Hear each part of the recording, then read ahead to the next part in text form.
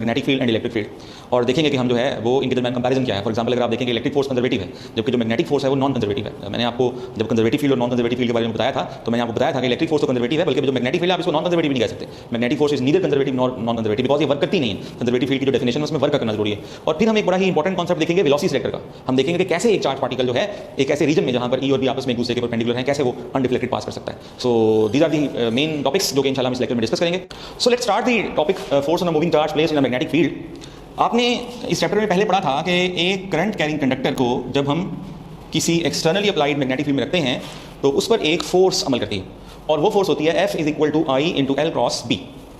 इसमें आई जो है वो कंडक्टर में बहने वाला करंट था, हमने लास्ट लेक्चर में डिस्कस किया था, और L is the length of the conductor और लेंथ की डायरेक्शन वही थी जो करंट की डायरेक्शन थी। दरअसल ये जो फोर्स होती है अगर आप इसमें करंट की value n A e v d अगर आप ये करंट की वैल्यू पुट कर दें, v here is drift velocity, तो आप देखेंगे कि अगर हम जनरल इसका एक्सप्रेशन लिखें तो एन ए क्यू वी लिख देंगे, here v is drift velocity. अगर आप ये वाली वैल्यू इस इक्वेशन में पुट करेंगे तो यही फोर्स को आप in terms of number of charge carriers भी देख सकते हैं। फिर बाद में हम इस लेंथ और अगर वी को रिप्लेस करेंगे तो हमारे पास जो एक्सप्रेशन आता है force on a single charge career moving in an external magnetic field का, तो वो क्यू इंटू वी क्रॉस भी आता है।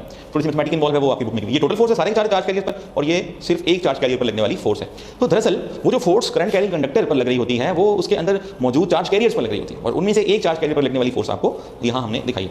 तो once again it's a cross product और जो क्रॉस प्रोडक्ट है वो डिपेंड करती है अरेंजमेंट पर। तो आप इस वी क्रॉस बी को बी क्रॉस बी नहीं लग सकते। और वंस अगेन अगर आप इस फोर्स की डायरेक्शन मालूम करना चाहते हैं तो आपको राइट हैंड रूल अप्लाई करना पड़ेगा और राइट हैंड रूल के मुताबिक आपको पहले वेक्टर को रोटेट करते हुए दूसरे वेक्टर की तरफ लेके जाना है। तो जो फोर्स है वो आपका थंब उसकी डायरेक्शन देगा। फॉर एग्जांपल अगर आप यहाँ पर डायरेक्शंस बनाएं east west north south right, तो सपोज अगर मेरे पास जो चार्ज कैरियर है it is moving towards east और जो मेरे पास मैग्नेटिक फील्ड है that is directed towards north. अब इसी को रजिस्टर पर बनाइए तो मैं जो डायरेक्शन दूंगा वो वर्टिकली आउटवर्ड्स होगी, रजिस्टर बनाएंगे वो वर्टिकली अपवर्ड होगी। राइट हैंड रूल लगाएं, पहले वेक्टर की तरफ उंगलियां करें और उसको रोटेट करते हुए दूसरे वेक्टर की तरफ ले आएं। Your thumb will give you the direction of force. So this is the direction of force. और आप देख सकते हैं कि जो डायरेक्शन ऑफ फोर्स है ये वेलोसिटी के भी परपेंडिकुलर है और ये मैग्नेटिक फील्ड के भी परपेंडिकुलर है। So since it's a cross product so force is perpendicular to velocity, force is perpendicular to magnetic field, force is perpendicular to the plane of V and B and this force is parallel to V cross B right. यानी कि जो जवाब V cross B का आएगा वही direction force की भी आएगी, जो डायरेक्शन V क्रॉस B की आएगी वही डायरेक्शन फोर्स की भी आएगी। अच्छा ये तो बड़ा सिंपल था कि मैंने आपको बताया कि जो वेलोसिटी है वो टुवर्ड्स द ईस्ट है, चार्ज कैरियर जा रहा है, और वो मैग्नेटिक फील्ड है वो टुवर्ड्स नॉर्थ है। तो आपने V क्रॉस B के फोर्स की डायरेक्शन ले ली, V क्रॉस B करके मेरे पास फोर्स की डायरेक्शन आउटवर्ड आ रही है और आप जब इसको रजिस्टर पे करेंगे V cross B this is your east, register का ईस्ट है और रजिस्टर के मुताबिक ये ईस्ट होगा और ये क्या होगा नॉर्थ होगा राइट। तो वी क्रॉस भी करेंगे तो ये क्या आ जाएगा वर्टिकली अपवर्ड्स आ जाएगा रजिस्टर के मुताबिक आपके डायग्राम। अच्छा ये तो उस वाली डायरेक्शन आएगी जब जो मूव करने वाला चार्ज है वो पॉजिटिव हो या बताया ना गया हो कि चार्ज कौन सा। अगर ना बताया गया तो अंडरस्टूड है पॉजिटिव। लेकिन अगर मैं कहता कि electron is moving towards east right, तो फिर ये बात याद रखिए कि ये फोर्स जो है वो पॉजिटिव चार्ज के लिए है plus e into v cross B और नेगेटिव के लिए है minus e into v cross B. यानी कि अगर दो चार्जेस हैं फॉर एग्जांपल इलेक्ट्रॉन और प्रोटॉन है, ये इस रीजन में मैग्नेटिक फील्ड है, तो जैसे मैग्नेटिक फील्ड में एंटर होंगे they will be deflected in the opposite direction because of this nature of charge. तो अगर मेरा क्वेश्चन ये होता कि proton is moving towards east where the magnetic field is applied in the north direction, तो फिर जो डायरेक्शन ऑफ फोर्स है वो वर्टिकली अपवर्ड आती है। लेकिन अगर इलेक्ट्रॉन है वी क्रॉस बी करके जो डायरेक्शन आएगी, अगर चार्ज कैरियर नेगेटिव है डायरेक्शन उसकी उलट हो जाएगी। तो vertically upwards is the answer for positive charge and vertically downward is the answer for the negative charge. Simple question था, सॉल्व हो चुका होगा आपसे राइट। अब अगर मैं आपसे ये कहूँ कि एक चार्ज कैरियर पर जो फोर्स लगी है, जो फोर्स की डायरेक्शन है वो है टुवर्ड्स नॉर्थ, जबकि एक चार्ज कैरियर जा रहा था टुवर्ड्स ईस्ट मैग्नेटिक फील्ड की डायरेक्शन। अब आपने मैग्नेटिक फील्ड की डायरेक्शन मालूम करनी है। सवाल समझ आया आपको? मैं रिपीट कर रहा हूं कि एक for example a proton is moving towards east is deflected towards north, east की तरफ मूव कर रहा था नॉर्थ की तरफ डिफ्लेक्ट हो गया। What is the direction of magnetic field? यानी कि इस केस में मैंने क्या किया भला, इस केस में मैंने F is equal to q into v cross B में मैंने आपको इसकी डायरेक्शन दे दिया, इसकी डायरेक्शन दे दिया और बी की डायरेक्शन पूछिए। कैसे करेंगे इस क्वेश्चन को? इस पर भी राइट हैंड रूल लगाएंगे, लेकिन आपको पता है कि जो थंब है वो फोर्स की डायरेक्शन में होता है, थंब आपको फोर्स की डायरेक्शन देता है। अब आप थंब को, क्योंकि फोर्स इज टुवर्ड्स नॉर्थ, तो थंब को इस तरफ कर लीजिए और उंगलियों को सीधा कर दें। जहां से उंगलियां घूमना स्टार्ट करेंगी वो क्या है, वो V है, और जहां एंड करेंगी वो क्या है, वो B है। तो उंगलियां स्टार्ट कर रही हैं ईस्ट से, तो ईस्ट की डायरेक्शन होगी वेलोसिटी की और ये किस तरफ जा रही है डायरेक्शन, मेरी डायरेक्शन जा रही है towards negative Z axis vertically inward. अगर आप इसी को रजिस्टर पे करेंगे तो फोर्स की डायरेक्शन ये है, वेलोसिटी की डायरेक्शन ये है, तो आपका क्या आएगा वर्टिकली डाउनवर्ड। अब आप सर पेपर में वर्टिकली इनवर्ड लिखेंगे डाउनवर्ड डाउनवर्ड लिखेंगे, क्योंकि आपको क्वेश्चन दिए जाएंगे वो उस हिसाब से होंगे कि आप पेपर पर परफॉर्म करें। तो direction will of the magnetic field will be vertically downward. अगर पूछा जाता है कि जी फोर्स की डायरेक्शन ये है, चार्ज का ये किस तरफ जा रहा है, जो magnetic field towards negative Z axis है, तो देखें जहां से उंगलियां घूमना स्टार्ट करेंगी वो वेलोसिटी की डायरेक्शन होगी, तो आप कहते हैं डायरेक्शन इज टुवर्ड्स ईस्ट। तो अगर तीनों में से कोई भी एक फिजिकल क्वांटिटी की डायरेक्शन दी गई हो, दो की दी होगी, तो फिर तीसरे की आप मालूम कर सकते हैं। और once again it's an angle dependent force. F is equal to QVB sin theta। इसका मतलब अगर मैं आपसे ये कहता हूँ कि एक चार्ज पार्टिकल है moving towards east where we have magnetic field towards west, तो what is the angle between V and B? Angle between V and B is 180 degree. और अगर आप यहाँ पे 180 डिग्री रखें तो फिर क्या होगा, ये फोर्स क्या हो जाएगी, जीरो हो जाएगी। Because if a charge particle is moving parallel और anti parallel to the magnetic field then this angle will be इधर जीरो और 180 डिग्री, और उस पर जो फोर्स होगी फिर वो क्या हो जाएगी, जीरो हो जाएगी। तो आई होप कि डायरेक्शन से रिलेटेड क्वेश्चन की आप प्रैक्टिस करेंगे, एक या दो क्वेश्चन से आपको नहीं आएगा, you will require lot of practice. I hope कि आप उस प्रैक्टिस को अच्छा करेंगे। अच्छा जी, इसके अलावा एक चीज़ और देखिए कि ये जो मैग्नेटिक फोर्स है on a single charge carrier, ये force basically it's an angle dependent force. It all depends upon the angle between V and B कि चार्ज पार्टिकल जो है वो कैसे मूव करेगा। ये सारा कुछ किस पे डिपेंड करेगा, एंगल पे डिपेंड करेगा बिटवीन V एंड B। तो देखिए हम पढ़ते हैं कि ये जो फोर्स है that is F is equal to QVB sine of theta, where theta is the angle between V and B। Theta किसके दरमियान एंगल है, V और B के दरमियान, राइट। सो इसके तीन केसेस याद रखिएगा। If theta is equal to 0 और theta is equal to 180 degree then charge particle will move along a straight line. क्यों? क्योंकि फोर्स जीरो होगी। सो अगर मैं आपसे ये कहता हूं कि चार्ज पार्टिकल किसी रीजन से बिल्कुल स्ट्रेट गुजर जाता है तो बताएं वहां पे मैग्नेटिक फील्ड होगी कि नहीं होगी। आपकी बुक में शॉर्ट क्वेश्चन दिया तो हम नहीं बता सकते। हो सकता है कि मैग्नेटिक फील्ड ना हो और स्ट्रेट चला गया हो सकता है कि मैग्नेटिक फील्ड हो लेकिन चार्ज पार्टिकल की वेलोसिटी मैग्नेटिक फील्ड के साथ ये एंगल बना रही हो, कोई फोर्स ना लगे तो स्ट्रेट चला गया हो। तो that is why you say कि magnetic field in that region may और मे नॉट बी जीरो। अच्छा जी, अगर आपके पास ये 90 डिग्री होती था, यानी कि suppose if this is the direction of V and this is the direction of B, then बड़ा इंपॉर्टेंट केस है ई बाय एम में, हम इसको डिटेल से पढ़ेंगे। Charge particle will move in a circle, charge particle will move in a circle. Charge particle circle में move करेगा अगर V और B यानी कि charge particle enters perpendicularly into the magnetic field, right. तीसरा केस मैं यहां लिख रहा हूं, देखिए तीसरा केस, इस केस में F is equal to QVB sine of theta में जो तीसरा केस है कि if theta is greater than 0 degree और लेस देन 90 डिग्री, ये इसे हम कहते हैं charge particle will enter obliquely into the magnetic field. क्या मतलब, देखिए फॉर एग्जांपल ये मैग्नेटिक फील्ड है और चार्ज पार्टिकल की जो वेलोसिटी है ना वो मैग्नेटिक फील्ड के पैरेलल है, ना एंटी पैरेलल है, ना परपेंडिकुलर है, वो ओब्लिकली आया, तिरछा आया है मैग्नेटिक फील्ड में। अब देखिए इस चार्ज पार्टिकल की वेलोसिटी के हम दो कंपोनेंट कर सकते हैं, एक कंपोनेंट ये कर सकते हैं और दूसरा कंपोनेंट हम ये कर सकते हैं। अब मैं आपको जरूरी नहीं कि न्यूमेरिकल में बताऊं, जरूरी नहीं कि मैं आपको न्यूमेरिकल में बताऊं कि चार्ज पार्टिकल एंटर्स ओब्लिकली, मैं ये भी कह सकता हूं कि charge particle enters in the magnetic field such that its component is parallel and perpendicular to the magnetic field. यानी कि इस केस में एक कंपोनेंट वेलोसिटी का मैग्नेटिक फील्ड के परपेंडिकुलर होगा और एक कंपोनेंट क्या होगा, पैरेलल होगा। तो फिर वो हेलिकल पाथ में मूव करेगा, वो ऐसे मूव करेगा या ऐसे मूव करेगा। So how that charge particle moves in the magnetic field it merely depends upon the, बल्कि मेयरली तो नहीं कहना चाहिए, ये QVB पे डिपेंड करता है, ये एंगल थीटा पे भी डिपेंड करता है, what is the angle between V and B, right. अब हम आते हैं एक ब्रीफ कंपैरिजन की तरफ डियर स्टूडेंट्स, और ये ब्रीफ कंपैरिजन होगा between magnetic force and electric force, या between magnetic field and between electric field, right. तो सबसे पहले देखिए जो मैग्नेटिक फोर्स है जिसका हमने देखा कि अगर हम इसका एक्सप्रेशन लें वेक्टोरियल फॉर्म में तो हमने देखा that is F is equal to Q into V cross B। So यहाँ से आपको याद होगा हमने कहा था कि force is perpendicular to velocity. Force हर केस में क्या होगी, वेलोसिटी के परपेंडिकुलर होगी, हमने कही थी बात। और इनिशियल लेक्चर्स में मैंने आपको बताया हुआ है कि याद रखिएगा कि डिस्प्लेसमेंट, वेलोसिटी और मोमेंटम इन तीनों की डायरेक्शन सेम होती है। अब अगर फोर्स परपेंडिकुलर टू वेलोसिटी है it means force is perpendicular to displacement, और आप जानते हैं कि इन तीनों की डायरेक्शन किस तरफ होती है, डायरेक्शन ऑफ मोशन की तरफ होती है, right. So if force is perpendicular to displacement then the work done जो कि F d cos of 90 degree का हो जाएगा, तो फिर work done will be equal to 0। So remember कि the work done by magnetic force on a moving charge particle is always 0।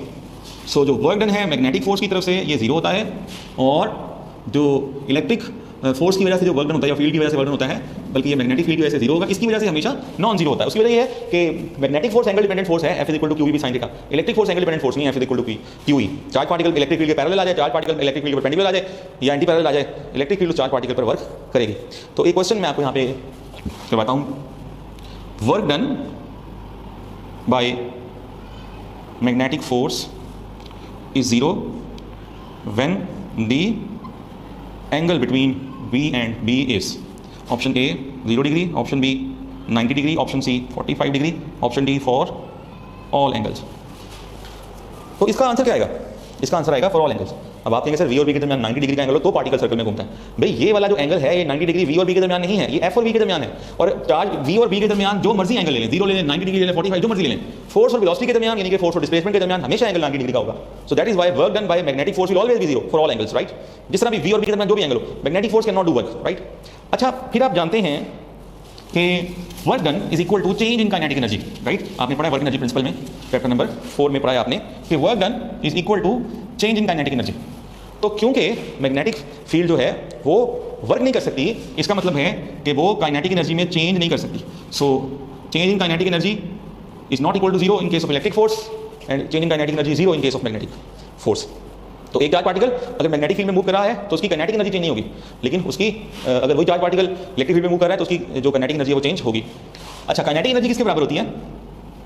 Half M we square के। तो अगर काइनेटिक एनर्जी चेंज हो सकती तो स्पीड चेंज हो सकती।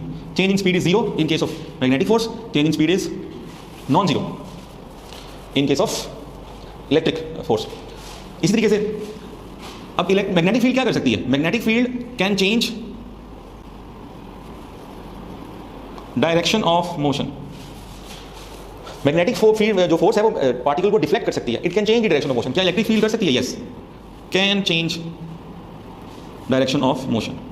ये आपने कहां पर पढ़ा था? इंकजेट प्रिंटर में, जब electric force was acting as a deflecting force. एक बात याद रखिएगा, ये डेल्टा वी मे और मे नॉट बी 0।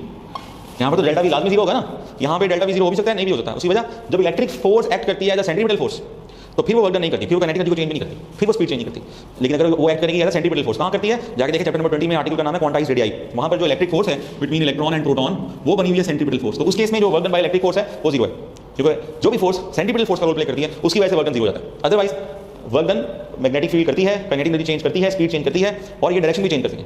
तो अगर डायरेक्शन के साथ फिर जो क्वांटिटीज एसोसिएटेड है मैग्नेटिक फोर्स वो कर सकती है। ये डीवीपी को चेंज कर सकती है, इनको चेंज कर सकती है। कैसे चेंज कर सकती है? By changing the direction. और ये भी डीवीपी को चेंज कर सकती है बिकॉज इलेक्ट्रिक फोर्स भी जो है वो एक्ट कर सकती है as a deflecting force. So this is the comparison. In short, जो काम मैग्नेटिक फील्ड कर सकती है वो इलेक्ट्रिक फील्ड भी कर सकती है, और जो काम मैग्नेटिक फील्ड नहीं कर सकती इलेक्ट्रिक फील्ड वो भी कर सकती है। सो ये एक कंपैरिजन है, और इस कंपैरिजन को दिखाने का मकसद ये था आपको कि what happens when a charge particle enters into a region where both electric and magnetic forces are present. तो यानी कि आप समझ गए होंगे, I am talking about the Lorentz force. तो अब हम जरा उसको देख लेते हैं।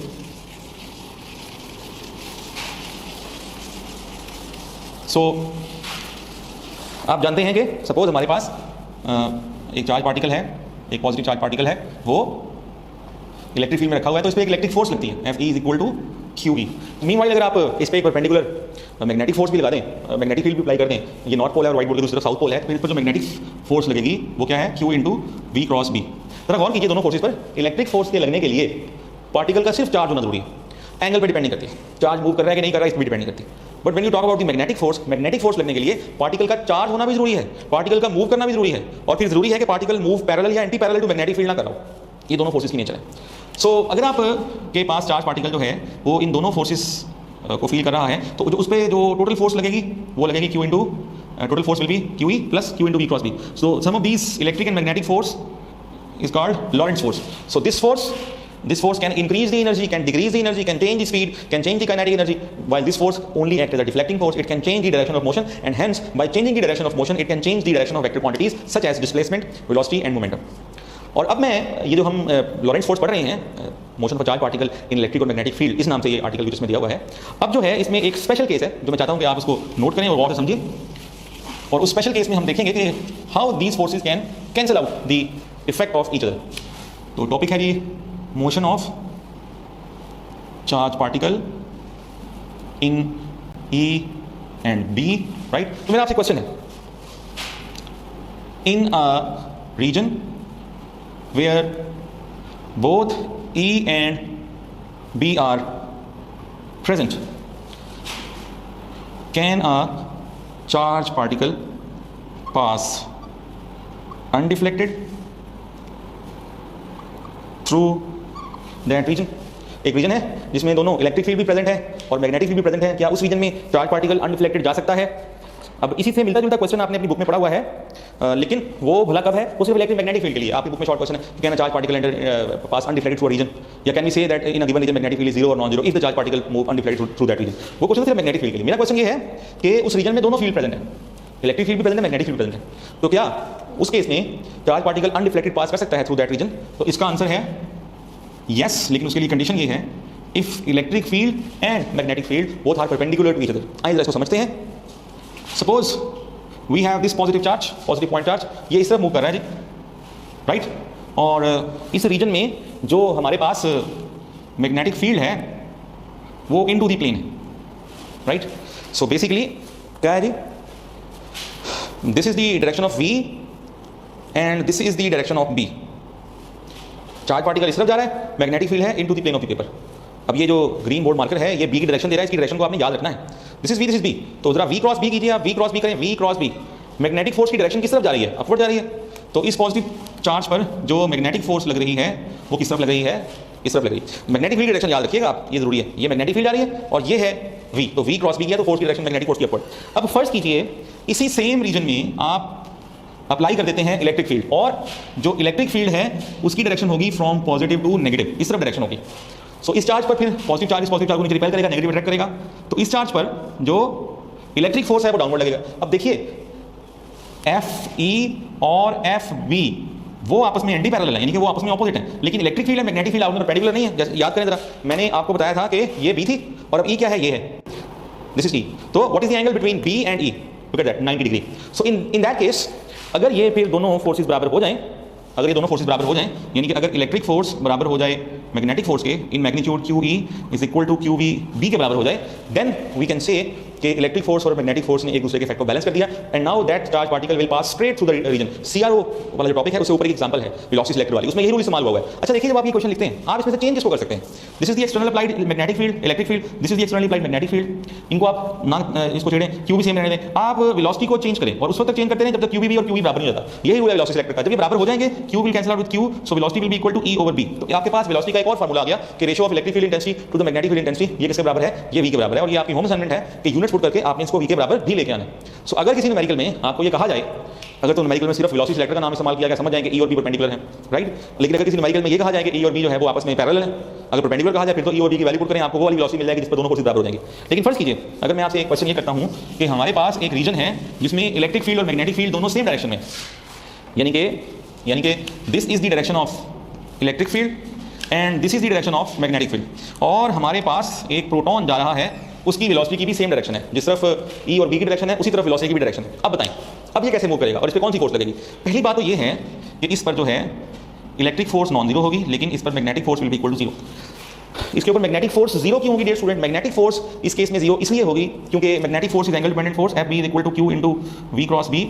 सो ये बराबर होती है QVB साइन ऑफ थीटा के, and theta is the angle between V and B। तो अब देखिए V और B के दरमियान एंगल कितने का? 0 डिग्री का है। V और B के दरमियान एंगल 0 डिग्री का होने की वजह से जो चार्ज पार्टिकल है वो क्या किस तरह मूव करेगा? वो बिल्कुल स्ट्रेट मूव करेगा, मैग्नेटिक फोर्स की वजह से कोई फोर्स नहीं लगेगी। अच्छा, क्या चार्ज पार्टिकल को इलेक्ट्रिक फील्ड डिफ्लेक्ट करेगी? इलेक्ट्रिक फील्ड भी डिफ्लेक्ट नहीं करती, डिफ्लेक्ट करती जब तिरछा दाखिल होता, जिस तरह से वो आपने देखा था इंकजेट प्रिंटर में, जो वो फॉर एग्जांपल पॉजिटिव चार्ज था, अगर वो ऑब्लिकली एंटर हो या perpendicular to magnetic field enter हो फिर वो डिफ्लेक्ट करती है। ये तो इलेक्ट्रिक फील्ड के पैरेलल है, पैरेलल टू इलेक्ट्रिक। यहाँ पर अगर वो ये देखना इलेक्ट्रिक फील्ड लाइन पॉजिटिव से नेगेटिव है, तो अगर charge particle electric field line के परपेंडिकुलर एंटर होता है तब डिफ्लेक्ट करती है। यहाँ पर चार्ज पार्टिकल इलेक्ट्रिक फील्ड के पैरेलल है, तो यहाँ पर charge particle will continue its motion along a straight line. अब आगे इसकी वेलोसिटी की बात देखिए, इलेक्ट्रिक फील्ड लाइन पॉजिटिव से स्टार्ट होती है और नेगेटिव पे एंड होती है, राइट?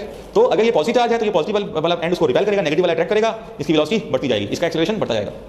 अगर ये इलेक्ट्रॉन होता तो फिर क्या होता? ये इस तरफ मूव करता, राइट? तो फिर जो है इसकी वेलोसिटी बढ़ती जाती। पहले केस में देखिए, अगर ये इस तरफ जा रहा है, राइट, तो फिर पॉजिटिव पॉजिटिव को रिपेल कर रहा है, नेगेटिव पॉजिटिव को अट्रैक्ट कर रहा है।